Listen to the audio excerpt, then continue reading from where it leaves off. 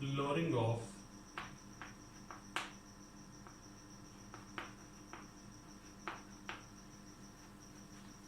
vapor pressure.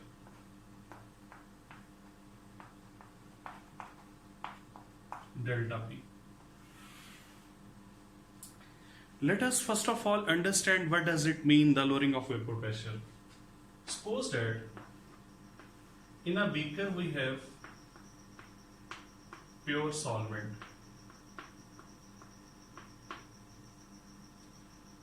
The molecules of the high kinetic energy will move to the surface and they will escape from the surface and they will be changed to the vapors.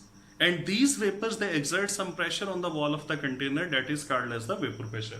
And this will be vapor pressure of the pure solvent, that will be shown with the symbol P0.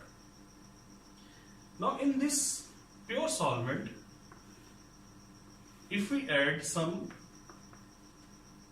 non-volatile, non-electrolyte solute. Now this will not be a pure solvent, rather that will be changed to the solution. And in this solution there will be some solute particles as well. And some of the solute particles will occupy the surface of the solvent. When some of the solute particles will occupy the surface of the solvent, then the surface area available for the evaporation of the solvent, that will be decreased.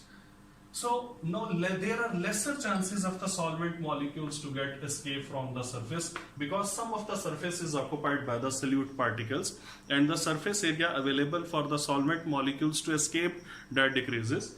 And because of this reason we say that the escaping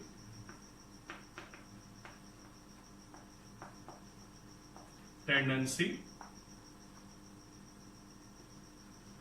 of solvent also decreases, due to which vapor pressure also decreases. And now the vapor pressure of the solution, that is shown with the symbol P. And the difference between these two quantities means the difference between P0 and T, that is called as the delta P, and this delta P is actually the lowering of the vapor pressure. So lowering of vapor pressure is actually the difference of the vapor pressure of the solvent before and after solution formation.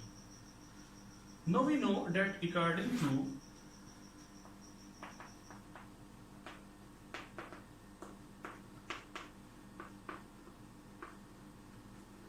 Rolle's law, we have studied three forms of the Rolle's law. If you have not studied the Rolle's law, first of all watch my video lecture of the Rolle's law, then you must move to this lecture.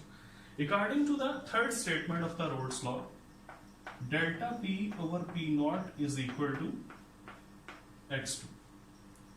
Delta P over P0 is the relative lowering of vapor pressure, and according to the third form of the Rolle's law, the relative lowering of the vapor pressure is equal to the mole fraction of the solute. Now the mole fraction of solute, that must be equal to number of moles of solute divided by total moles of solution. Total moles mean the moles of solvent plus moles of the solution.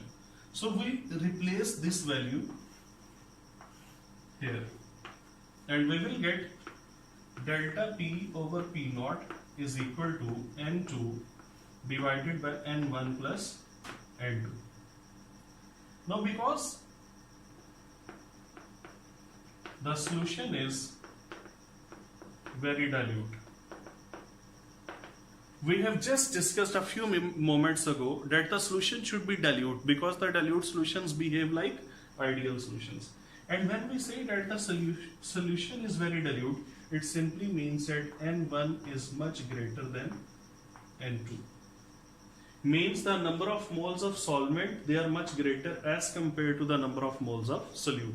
So in this denominator, when N1 is very large and N2 is very small, then we can ignore this N2 because the smaller value can be ignored in comparison to a larger value. So this equation becomes delta P over P naught is equal to N2 divided by N1. Now what is number of moles? You know number of moles is equal to weight divided by molecular mass or molar mass. Weight in grams or mass in grams divided by molar mass. So what should be N2? N2 should be equal to W2 over M2. And what should be N1? That should be equal to W1 divided by M1. What if we replace these values here in this formula? Then what we will get? We will get that delta P over P naught is equal to W2 over M2 divided by W1 over M1. Replacing these values. Now let us rearrange this formula. Delta P divided by P naught is equal to W2 over M2 multiplied by M1 over W1. And if we want to find the M2, then what should be the formula of M2? That will be equal to P naught over delta P. We have changed the side of this factor, so its order is reversed. P naught over delta P multiplied by W2 into M1 divided by W1. So this one is the formula which is used to find the molar mass of the unknown solutes, and this formula is applied when you know the vapor pressure of the pure solvent, lowering of vapor pressure.